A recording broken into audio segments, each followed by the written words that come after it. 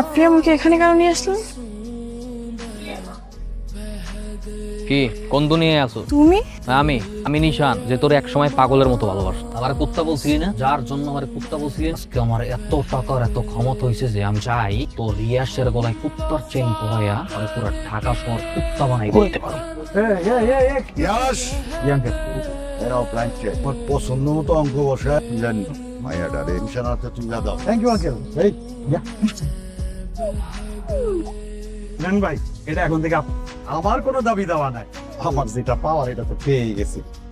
এখন থেকে আপনার কেনা কুত্তা গেও গেও। এই চল নিশানোর সাথে হিসাব কিতাব করুক। কি ভাবছো তোর অগো কাছ থেকে কিনে তোর ভালোবাসি বলুন, তোর বিয়া করুন?